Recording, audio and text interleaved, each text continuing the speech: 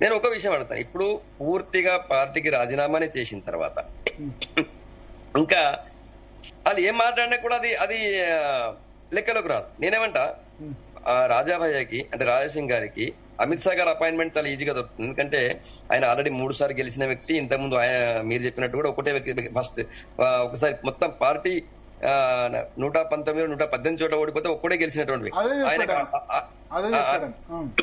ఆయన పట్ల 100% పార్టీకి గౌరవం ఉంటుంది. ఆ గౌరవం లేదనట్లేదు నేను. ఆయన డైరెక్ట్ గా పార్టీ ముఖ్యమైన వేదికలు ఏముంటాయి, సెంట్రల్ పార్టీ అధిష్టానం ఉంటుంది.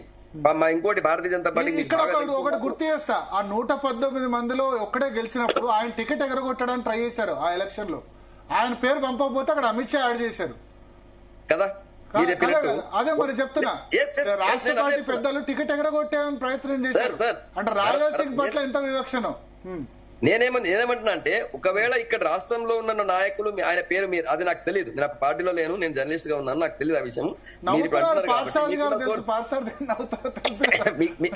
మీకు కూడా తెలుసు అంటున్నారు కాబట్టి అదే అనుకున్నా కూడా అది నిజమే అనుకుందాం. ఎందుకంటే మీరు సీనియర్ జర్నలిస్ట్, బీజేపీ మిమ్మల్ని నమ్ముతాను నేను. మిమ్మల్ని నమ్ముతాను, మీ మాట అనుకుందాం. రాష్ట్ర నాయకత్వం ఆయనకు టికెట్ ఇవ్వకుండా చేస్తే అమిత్ షా గారు ఆయన వేరే అక్కడ వచ్చిన 4 పేర్లు కొట్టేసి ఈయన ఒక్కరికి పేరు రాసి ఈయనకి ఇచ్చారు.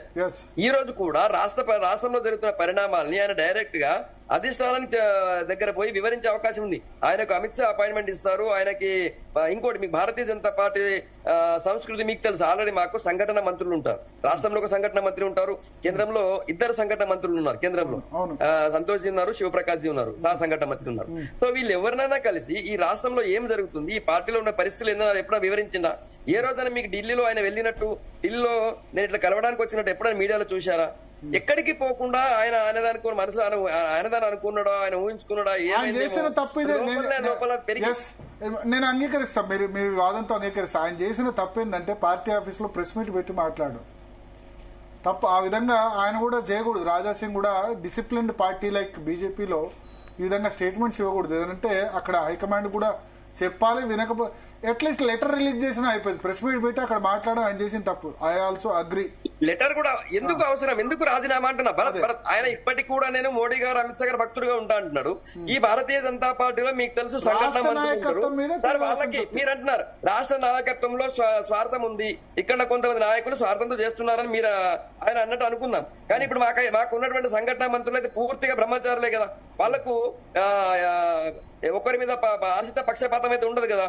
మీరు పోయి వాళ్ళకి వివరించినట్టయితే సంఘటన మంత్రి ఉన్నారు, సంఘటన మంత్రి సంతోష్ జీ ఉన్నారు, ఇక్కడ రాష్ట్రంలో ఒక సంఘటన మంత్రి ఉంటారు. ఇప్పుడు 2 సంఘటన మంత్రులు వచ్చారు.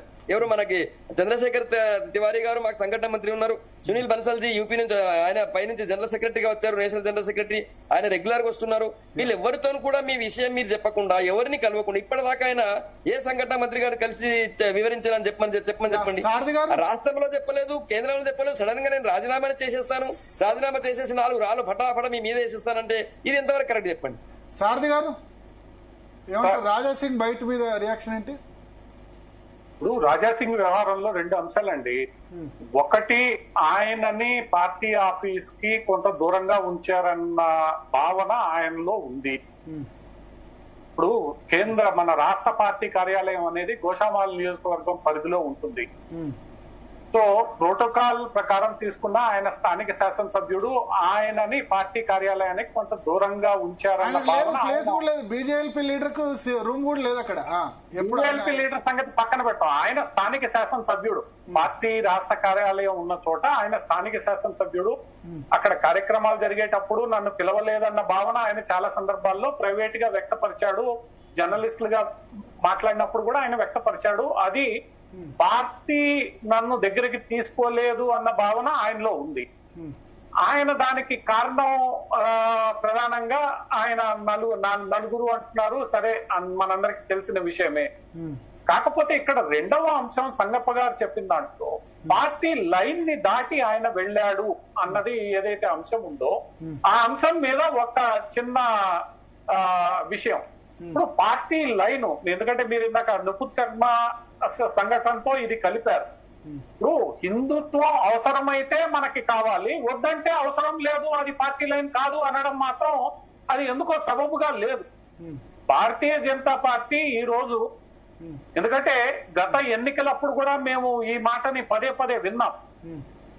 మిగతా అసెంబ్లీ ఎక్కువ హిందుత్వం గురించి మాట్లాడితే మాకు మిగతా అసెంబ్లీ స్థానాలు, మిగతా పార్లమెంట్ స్థానాల మీద దాని ప్రభావం పడుతుంది, అట్లా మాట్లాడకూడదు. అంటే హిందుత్వం అవసరమైతేనే మాట్లాడాలి, లేదంటే హిందుత్వం అసలు అవసరం లేదు అన్న భావన ఒకటి ఏదైతే ఉందో. ఎందుకంటే నుపూర్ శర్మ ఆ రోజు ఆమె తప్పు చేయలేదు, అవతల వ్యక్తి మాట్లాడిన దానికి ఆమె సమాధానం ఇచ్చింది.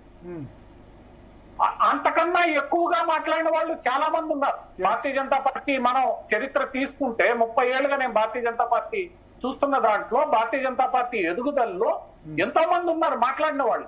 అంతేగాని వాళ్ళు ఏదో హంతకులు అయిపోయినట్లు, దోషులు అయిపోయినట్లు వాళ్ళని పక్కన పెట్టడం, లేదా వాళ్ళని అసలు పూర్తిగా వీళ్ళు అవసరం లేదన్న స్థాయిలో మాట్లాడడం అనేది భారతీయ జనతా పార్టీకి సబబు కాదు. అవసరమైతే హిందుత్వం కావాలి, లేదంటే వద్దు.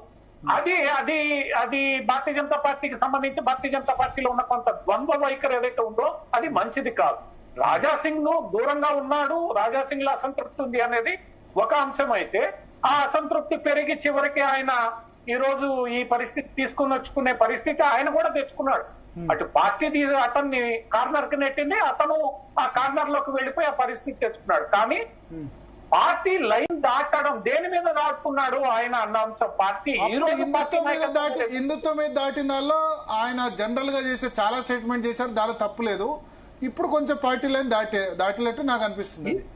ఈ మధ్య కాలంలో ఆయన దాటాడు. గత పార్లమెంట్ ఎన్నికల సందర్భంలో కూడా మనం పాత బస్తీ వ్యవహారానికి సంబంధించి, హైదరాబాద్ సిటీకి సంబంధించి చూసినప్పుడు ఆయన కనీసం కొన్ని పాత బస్తీ అంటే హైదరాబాద్ పార్లమెంట్ పరిధిలో ఆయన క్యాంపెయిన్ కూడా రాలేదు. పార్టీ నాయకులు ఆయన్ని వెలిసి, ఇప్పుడు ఎవరైతే పార్టీ ఇన్ఛార్జ్ ఉన్నారో ఆయన వెళ్లి కలిసి మీరు క్యాంపెయిన్ చేయండి అంటే క్యాంపెయిన్ కూడా చేయలేదు. గత 6-7 నెలలుగా, గత పార్లమెంట్ ఎన్నికలకు ముందు నుంచి అతను పార్టీని నన్ను పట్టించుకోవట్లేదన్న అసంతృప్తితో ఉన్నాడు, దూరంగా ఉన్నాడు. అది ఈ రోజు ఓపెన్ గా వచ్చింది తప్ప ఇది ఈ రోజు ఏదో కొత్తగా పుట్టుకొచ్చింది ఏం కాదు. కానీ ఇప్పుడు ఆయన బయట మీద ఏంటి, నలుగురు కలిసి నడుపుతున్నారు రాష్ట్రంలో. ఈ రాజకీయపు ఆరోపణలు, ఆయన మళ్ళా మధ్య మార్గం ఒకటి, నా రిజిగ్నేషన్ నేను అధిష్టానం ఆమోదిస్తుందా లేదా దాన్ని బట్టి నా పరిస్థితి, ఇవన్నీ కూడా రాజకీయ మాటలు. ఇప్పుడు నువ్వు నిజమైన కార్యకర్తవు అయితే సంగప్ప గారు చెప్పినట్లు విషయాల్ని నువ్వు స్పష్టంగా చెప్పాల్సిన ఫోరంలో చెప్పాలి. ఏ రోజు సంగప్ప గారు చెప్పినట్లు ఆయన పార్టీ కార్యాలయానికి వచ్చింది చాలా తక్కువ. ఇప్పుడు ఎవరు ఆయన వస్తే పార్టీ కార్యాలయానికి వస్తే అడ్డుకునే వాళ్ళు లేరు. అక్కడ ఉన్న సంఘటనా మంత్రి కావచ్చు, లేదా ఇతరత్రా ఉన్న వాళ్ళని ఆయన మాట్లాడడానికి అడ్డుకున్న వాళ్ళు లేరు. ఆయనకి ఢిల్లీ, మీరు చెప్పినట్లు ఆయనకి సీట్ ఇవ్వకపోతే ఢిల్లీ వాళ్లే సీట్ ఇచ్చారు. అందువల్ల ఆయన చేసిన ఈ ఆరోపణ ఏదైతే ఉందో అది కొంత ఆయన కూడా సమీక్షించుకోవాలి, పార్టీ కూడా సమీక్షించుకోవాలి. ఎందుకంటే ఈ మొత్తం అధ్యక్ష ఎన్నిక వ్యవహారం సందర్భంగా 2 అంశాలు ఈ రోజు భారతీయ జనతా పార్టీలో చర్చకొచ్చాయి.